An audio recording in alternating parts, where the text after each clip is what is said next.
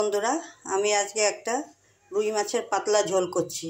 তার জন্য আমি রুই মাছগুলোকে, বেশি বড় রুই মাছ নয়, রুই মাছগুলোকে ভেজে নিয়েছি নুন হলুদ দিয়ে। তার সাথে আমি আলুগুলোকেও ভেজে নিয়েছি।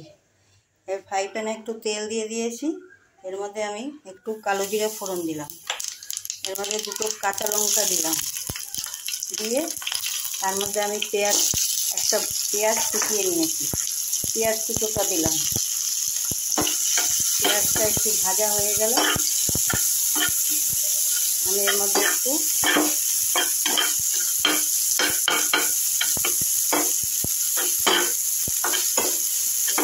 টমেটো কুচি দেব। এখানে দুটো টমেটো কুচি আছে, টমেটো কুচিটা দিয়ে দেবো। এর মধ্যে একটা লঙ্কা কুচিয়ে রেখেছি, লঙ্কা কুচিটা দেবো। এবার এগুলোকে একটু ফ্রাই করবো। আমি এর মধ্যে একটুখানি নুন দিয়ে দিচ্ছি, যাতে এগুলো তাড়াতাড়ি মজে যায়, সবজিগুলো তাড়াতাড়ি চলে যায়। তারপর ফ্রাই হলে তারপরে এর মধ্যে মশলা দেবো। দেখুন এগুলো ভাজা হয়ে গেছে।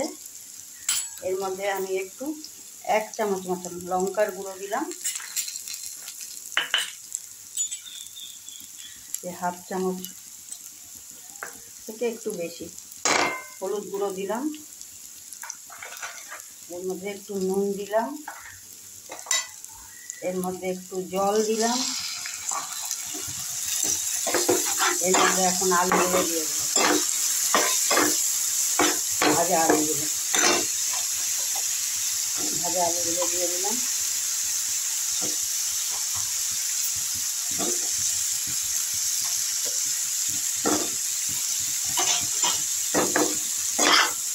এগুলো দিয়ে এখন আবার কষাবো। তারপরে এর মধ্যে জল দিয়ে ঝোল দেবো। এরকম মশলাগুলো আমার কষানো হয়ে গেছে। জল দিয়ে একটা মশলা এর মধ্যে আমি এখন জল দিয়ে দিচ্ছি।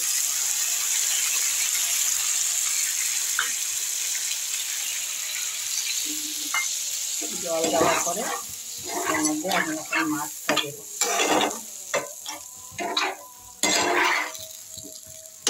এর মধ্যে আর একটু জল দেবো আমি, মাছটা ফুটবে। জলটা দিয়ে দিয়েছি। জলের পরে এর মধ্যে জল দেওয়ার পরে নুনটা চেক করে নেবেন। আমি এই সময় একটু ধনেপাতা কুচি দিয়ে দিচ্ছি।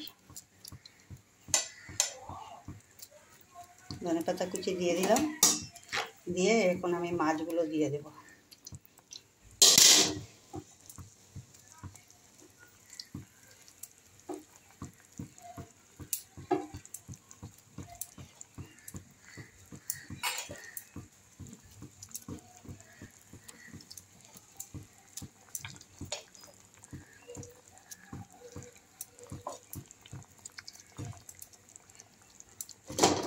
মাছগুলো দিয়ে দিলাম।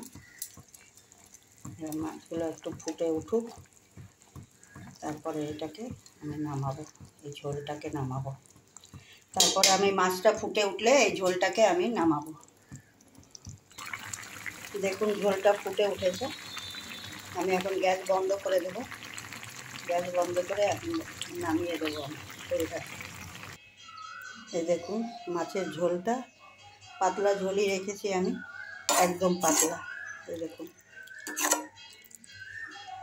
এর উপর দিয়ে আমি আর একটু ধনেপাতা ছড়িয়ে দেব।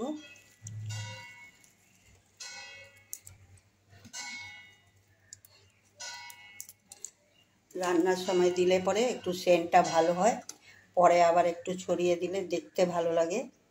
এই পর্যায়ে আমার পাতলা মাছের ঝোল, রুই মাছের ঝোল সমাপ্তি।